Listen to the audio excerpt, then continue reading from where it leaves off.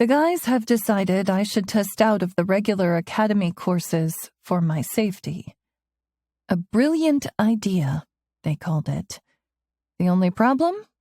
The second-year instructors have to agree.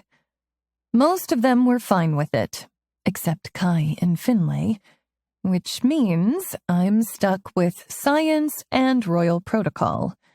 Not surprising, really. I'd refused to give up my art class, though. It's the one place I can breathe, the only time I can relax and just enjoy something without the weight of everything pressing down on me. Mina, perfect score on both the math and literature tests, so you're free of those, Callan announces, placing the returned graded tests on the table in front of me. He looks proud, like it's his victory, too. Abraxas strides in right after, dropping a stack of sealed envelopes onto the table. You passed politics, but Finlay and Kai still refused to let you test out. Lysander and I went to talk to them ourselves. He exhales sharply, frustration clear as he steps aside.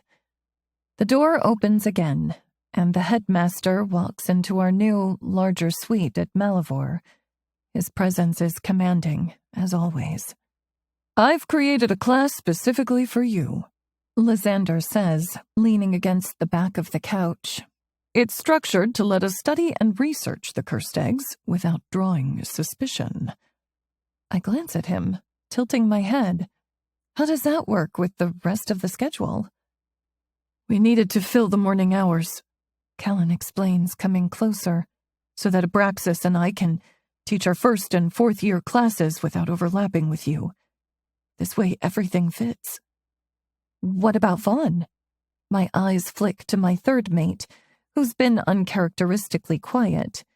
He's leaning against the far wall, his arms crossed, his gaze sweeping over the room like he's piecing together a puzzle. I don't want to test out of the classes, he admits, rubbing the back of his neck. His tone is gentle, but there's a weight to his words. I actually need them. I'll be in my uncle's art class with you, and I'll take Art of War with Callan. His honesty makes me smile faintly. Vaughn's always been different, steady in a way the others aren't. While they're plotting and maneuvering, he grounds us, the one thread that keeps everything from unraveling. I glance at the others, each of them a mix of pride, frustration, and determination. And for a brief moment, the chaos doesn't feel so overwhelming. When's the gauntlet? I ask, the words cutting through the hum of tension in the room. The second-year gauntlet is infamous, brutal, unrelenting, designed to cull the weak from the academy. Harder than the first year's trial. It doesn't just test us, it breaks us. Tomorrow, Abraxas answers, his gaze drifting past me to the balcony over my left shoulder.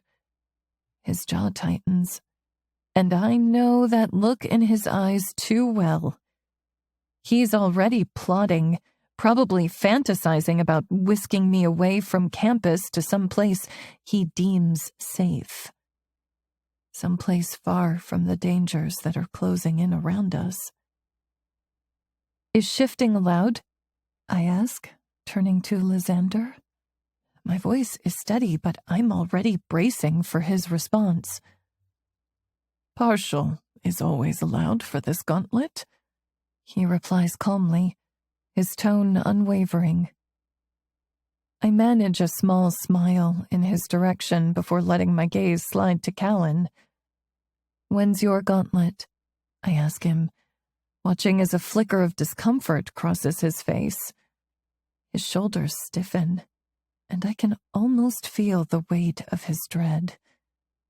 Wait, I have to run the gauntlet again for Shadowcarve? Vaughn's voice cuts in as he steps closer to us, his expression sharp with surprise. The day after the first, Callan says,